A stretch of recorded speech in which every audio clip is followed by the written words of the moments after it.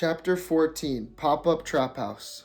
As I formed new social connections around St. Petersburg, Tampa, and the festival scene, I got plugged into the Bay Area's bustling drug scene. During this time, my dad worked from sunrise until 10 or 11 at night, so I had plenty of time and space to turn his house into an all-out trap station to host a bit of the scene myself. I will say, this is slightly backwards. My memory is a little shoddy. This was either before that festival, yeah, exactly, because Miles didn't get out for another 8 months from Carlbrook, and then he got out and then we were friends. Okay. As I formed new social connections around St. Petersburg, Tampa, and the festival scene, I got plugged into the Bay Area's bustling drug scene. During this time, my dad worked from sunrise until 10 or 11 at night, so I had plenty of time and space to turn his house into an all-out trap station, to host a bit of the scene myself. His house had 2 floors. Upstairs are 2 bedrooms, and downstairs was the kitchen, a living room, and a nice patio that neighbors couldn't see into. Dealers and druggies from all over the town would come by, filling the house with the aroma of weed and conversations about who was robbing who was screwing who, and so on. To avoid suspicion, I'd pretend to go to school only to come back home, or I'd show up for the first period or 2 and then dip out after second. Once I was ready, everyone would pull up. We spent the day smoking back-to-back blunts, smacking plays, trading and middlemaning for each other, serving customers, the whole works. By 10, just before my dad would come home, I'd kick everyone out except for a few close friends like Elijah, who my dad didn't have any major problems with. There were 2 main plugs who came to around my house often, Amaris and JG. Amaris was a socially awkward, giddy dude and the first person to ever front me pounds of weed. JG was my go-to for Xanax and blues and other shit. He was in coke. He was a tall but slightly chubby, black and Chico 19-year-old. JG was a savage. He'd just gotten out of prison for gun charges when I had met him, and he always came strapped. He'd snort a Roxy 30 off the table like it was nothing. My first armed robbery was with him when we robbed this kid named Curtis. By the way, him and I are cool now. I got mad love for that kid. He's sitting in prison. Dude, I don't even know. He's been in there for 5 or 6 years. He's probably going to be in that bitch for another 10. This was my rival plug at the time. And in our circles, people were either buying from me and or buying from him, and there was a couple other ones. I also thought that his girlfriend was hot and had heard that he treated women like shit, especially her. Apparently, he'd hit her too. I hung out with her once when they were broken up, and Curtis showed up trying to get back with her, acting all sweet and apologetic as all abusers do when they want something. She fell for it and went to talk to him, and I was cool with it until I heard a smack. Drunk and enraged, I revealed myself, grabbed him by the hair, dragged him into the street, and beat him up until he puked. And he got some good hits on me. It wasn't a one-sided fight, but I fucked his ass up. Love you. So when I started hearing more stories about his abuse of women, I decided to do something about it. Naturally, I called JG, who was always down for some wild schemes. We got a girlfriend of ours to hit up blank for some drugs, baiting him to come right to us. When he showed up, we got out of the car and into his. JG put a gun to his head and choked him while I grabbed all of the money and drugs. We rode off, smoking our righteously stolen weed, and headed back to a hotel room called the Tahitian Inn, where we lived on and off, getting stoned until sunrise. Another key figure in this scene was Tatiana. She was my girlfriend for a while, but we were constantly on and off. At the time, I thought I was really in love with her, but in hindsight, it was mostly just about sex. I'm pretty sure she was sleeping with all the other dealers as well, which is why everyone called her Tatiana way before Blueface Baby made that shit. Tatiana. We did a lot of Xanax and had a lot of sex. The guys in the scene were terrible to her. They were to most of the women. They'd cuss her out, be coercive, treat her like trash. She seemed to take some twisted pleasure in it, maybe repeating trauma patterns from her youth. She came from a horrible home life. I'm grateful I never treated her like the other guys did. During this time, I had my first DMT trip, which was very profound. A dude named Alex offered it to me. Alex was a 6-foot-tall, shredded senior who drove in a red Jeep. He was popular with the girls and one of the bigger psychedelic vendors, always carrying the highest quality and quantity of psychedelics. Hoping to sell some, he came to my house one day and offered me a taste. We sat on the patio together. He packed a small tan powder onto a bong filled with weed and sprinkled another blanket of weed over it. "You gotta pack it like this, man," he said, tilting the bong toward me, "otherwise you'll burn it." He shook his head and smiled, chewing on some old memory. "You don't want to burn it tastes like shit." He put some trippy EDM on the speaker, like some tipper I think, and handed me the bong and said, "Alright man, she's all yours." I grabbed it and held it on my lap. I took a deep breath, not sure what to expect. I flicked the lighter in my hand, brought it to the bowl. The smell of weed and mothballs barged into my nose. A strong chemical taste filled with my lungs as I pulled from the bong. "Hold it as long as you can, man." I held it in and it felt like odor hijacked my senses. I exhaled and subtle, vibrant geometric patterns began to emanate from every surface. Corners rounded and colors saturated. "Take 2 more hits, man. You gotta take 3, otherwise you'll get stuck in the tunnel." What the f*** is the tunnel, I thought, bringing the bong all the way up to my mouth for another hit. Once the thick mothball vapor filled my lungs, my body began to pulsate with immense waves of energy. "One more, man, you got this." I drew from the pipe again, filling my lungs as much as I could this time. My whole visual field was swallowed by inconceivable 3-dimensional geometry. I felt my body cough, which felt less real than the shapes that I was seeing. I allowed high-frequency ringing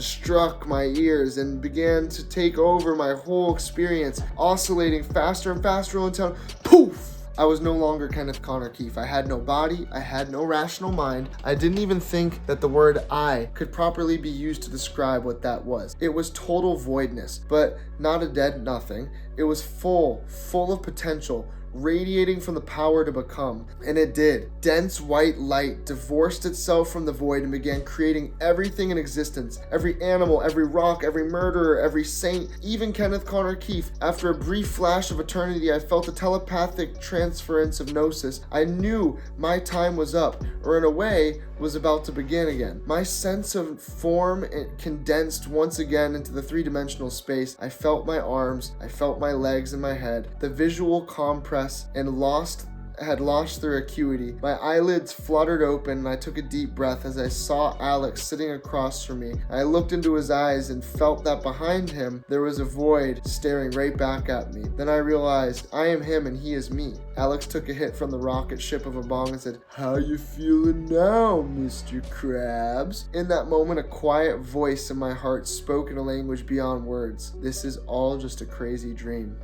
Despite having ego-dissolving experience like this during this era, I continued my regular patterns of criminal activity. This part of my personality was too integrated. Running a scene like this with people who embodied the qualities that I idolized when I ran with New York and Mac was empowering.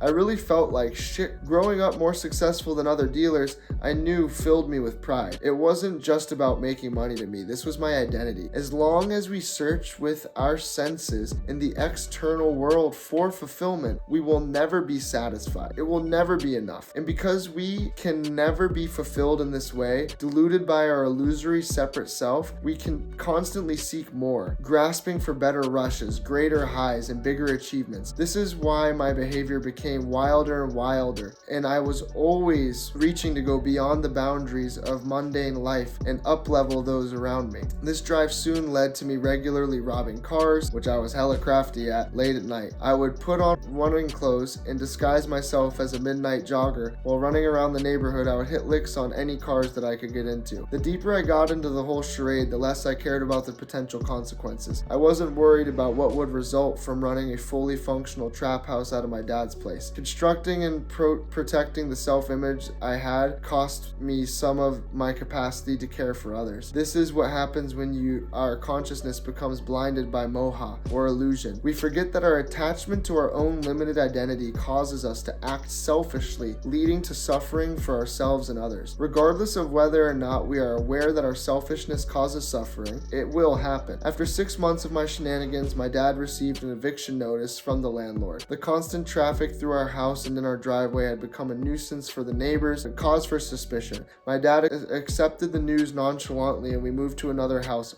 1 block over. You would think I would have learned my lesson after my father getting evicted. Wrong! My dad still worked all day every day, and so did I. Our new house was a bit smaller than the previous one, but still perfect for my projects. By this time I had already got a good reputation among the plugs in town. They were more comfortable fronting me larger amounts of drugs and money to make plays. I had also perfected my thievery and started hitting bigger and better licks, including a gang that lived nearby. This shit's crazy, bro. I forget if I even talk about Mike Sparks, bro.